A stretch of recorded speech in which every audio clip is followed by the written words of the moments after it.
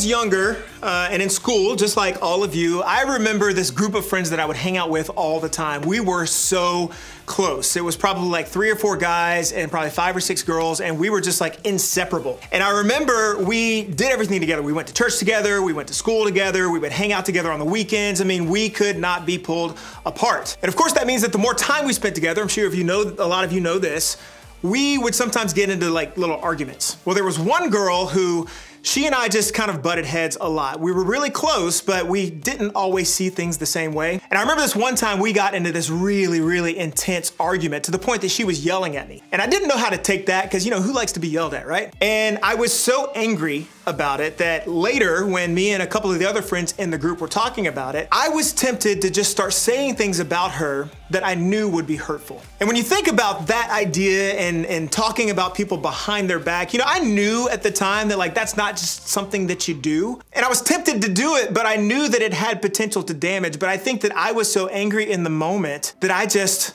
let it go. And I said something about her that was really hurtful to one of my other friends. Well, fast forward a couple days later to the next time that we all saw each other, and she came straight up to me and confronted me about it and said, "Did you say this about me?" And there I was, stuck. And I think the worst part of it was when I realized how much I had hurt her with the thing that I had said to my other friend. It ended up splitting up our group for a little while. We had one group of us that took my side, the other group of us that took her side, and it just became this big mess. And I'll never forget that. You know, sometimes we want things that aren't necessarily great for us in the long run. And we call that temptation. Think of it like this. Temptation is the desire to do something we know might not be the best for us. And as you get older, the kind of temptation you might be facing is so much more intense than the kind you dealt with when you were younger. Being tempted to take a cookie from the counter when your mom told you not to is small stuff, compared to being tempted to cheat or steal or lie or make a choice that could have big and painful consequences. As you get older, a lot of our temptations get bigger, and so do the consequences. Maybe you've been there too. Maybe the temptation you gave into wasn't the same as mine, but you probably know the feeling. You've given in and done something you knew wasn't good for you. And then, well, like me, you were probably wondering, what do I do next? Maybe we feel stuck after we've given in to temptation. We're stuck with feelings of guilt and embarrassment and defeat and shame. We worry what people will think if they find out what we've done. And if people do find out, we fear they'll never see us the same way again. Or maybe the opposite is true for us. We've heard all this stuff about how giving into temptation can be bad or wrong or awful, but if we're honest, we don't feel any of that. We don't really feel guilty at all. Maybe it's because we don't think what we did was wrong. Or maybe because we've been doing it for so long, we don't even know the difference anymore. Or maybe because everybody else acts like it isn't a big deal, we feel the same way. Now, whatever the reason, giving into temptation doesn't feel all that bad to us. Or maybe we get upset. We might blame other people for what we did. After all, that's easier than taking responsibility ourselves, right? Our friends made us do it. Our teacher gave us way too much to study for the test. That's a stupid rule we had to follow anyway. We look to blame everyone else but ourselves when we give in to a temptation. Maybe we try to hide what we did. We want to cover it up. We avoid the person who's upset with us. We make excuses for what we did or where we were. We might even lie to deny the whole thing. We will do whatever it takes to make sure nobody finds out. Why? Because we know what we did was wrong and we don't want to face the fallout. Each and every one of these feelings or responses when we give into temptation is normal. They're things we all might do, but the reality is they don't make things better. In fact, dealing with temptation in these ways usually makes things worse. So what do we do? When we've given into temptation, how are we supposed to respond? To start over, to change the path we're on? When it comes to temptation, what's the best thing we can do once we've given in? Well, to help us figure that out, we're going to talk about a guy named David. Believe it or not, David was one of the biggest heroes in the Bible. He lived before Jesus came to earth, and his story is documented in the part of the Bible called the Old Testament. Now, when we first meet David, he was just a shepherd boy, just a little boy. But by the time his story was through, God called him to so much more. He eventually became king, and God said he was a man after my own heart. That's pretty huge. Now, I don't know about you, but when I hear all that, I think this David guy must have had it all together. He probably lived right, he never made mistakes, and he never gave in to the kind of temptations that would mess up the good things he had going on. But that's not exactly how David's story went. When David was king over Israel, he was doing a really great job. He was winning a ton of battles, his kingdom was growing, and his people really liked him. Basically, this dude was the greatest of all time, the GOAT! But things changed on one fateful night. David couldn't sleep, so he got up out of bed and wandered to the roof, and then he noticed a beautiful woman named Bathsheba bathing across the way. Okay, now I know it's getting a little PG-13 up in here. So when he saw Bathsheba, what did David do? I mean, this was a man after God's own heart. He was the chosen king of Israel and a leader everyone loved. So obviously he walked away, went back into his room, and nothing bad happened, right? Wrong. David actually invited Bathsheba over to hang out, and well, they gave into some temptations they definitely shouldn't have. Especially since Bathsheba wasn't David's wife. In fact, she was actually married to someone else completely. A man named Uriah who was out fighting in David's army. Talk about the drama. So after all this, did David tell anyone about what happened with Bathsheba? Did he apologize or try to make it right? No. He just pretended like it never happened. And for a while that seemed to work, but then Uriah came home and things got complicated. See, David was overcome with guilt and afraid Uriah would find out what happened, so David started doing what so many of us do when we give in to temptation. He tried to keep his mistake a secret. He went so far as to have Uriah sent back out to the battle so that he might be killed and this whole thing would just go away. So just to keep this whole mess straight, temptation led David to sin with Bathsheba. Then the guilt, fear, and shame he felt led him to order the killing of Bathsheba's husband.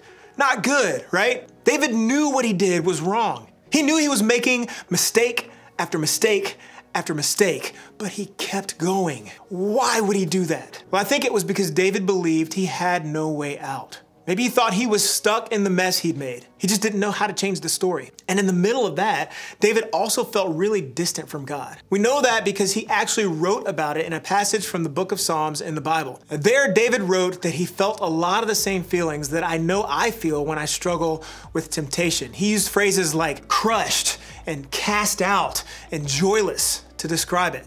Is anybody with me? But here's what we also know to be true about David's story. It didn't end there. God didn't give up on him. He didn't abandon him. He didn't throw his hands in the air and say, well, David, you gave in to temptation. There's nothing I can do with you now, so that's it. David actually did a lot of great things after this part of his story, but in order to really go on with his life, David had to do one thing. He had to ask for God's forgiveness. In one of the Psalms, David wrote this prayer asking for God's forgiveness. Don't keep looking at my sins. Remove the stain of my guilt. Create in me a clean heart, O God. Renew a loyal spirit within me. In other words, David prayed this: forgive me of my sins, God. Forgive me for giving into something I knew wasn't good for me. Help me get over the guilt I feel over what I've done. Change my heart. Help me to want to follow your ways instead of my own. Now, David still had to face some major consequences from those bad choices, but because he had forgiveness, he could walk forward without fear or guilt or shame holding him down anymore. He knew his story could start again, and the same can be true for us. See, giving into temptation doesn't have to be the end of the story. We don't have to stay stuck in the choices we've made or the feelings we feel because of them. Forgiveness was the key for David, and it's the key for you and me too. I told you a story of a friend who I said some pretty nasty things about, and what was really good was that it didn't end there. See, we're still friends to this day, and it's because in that moment when she confronted me and said, "Did you say this about me?" the only thing I could do was to say, "Yes. And I am so sorry. Obviously, that's not really how I feel about you.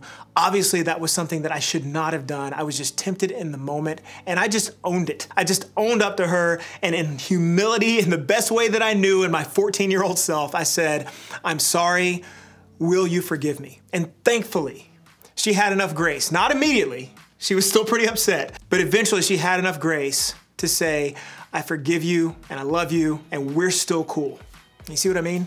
Giving into temptation doesn't have to be the end of the story. And that's because of forgiveness. So if you've found yourself wondering what to do next, if you're struggling with guilt or fear or shame after giving into a temptation, if you're finding yourself making mistake after mistake after mistake, well, a different story is possible. And here's how it starts. First, ask God for forgiveness. Go to God just like David did.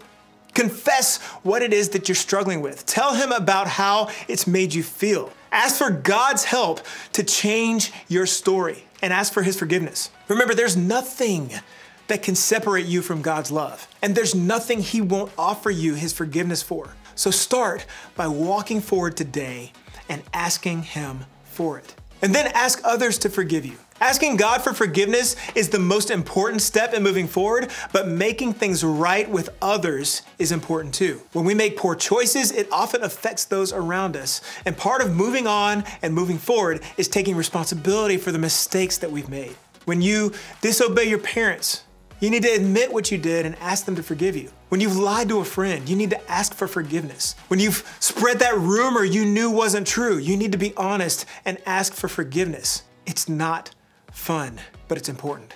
And it's part of what will help you move on. And next, forgive yourself. Sometimes this can be the hardest step to take. Even when you know God has forgiven you and you've heard a friend say, I forgive you, you can't seem to forgive yourself. You beat yourself up and you worry that you'll mess up again. And when you get stuck here, keep reminding yourself of God's forgiveness. Ask for his help to remember that your story isn't over. And then make a new plan. If you don't want to find yourself in the same situation in the future, you've got to figure out what to do differently now. You've got to make a new plan to avoid that temptation. Now that might mean making some tough choices like not hanging out with certain friends or having your parents put restrictions on your phone or your computer or not listening to certain music or asking to sit in a different seat in class. Whatever you need to do, do it. Make a new plan and consider telling somebody like your group leader about it. Ask them to help you stick to that plan and encourage you as you do. And remember, giving in to temptation doesn't have to be the end of the story. You got this.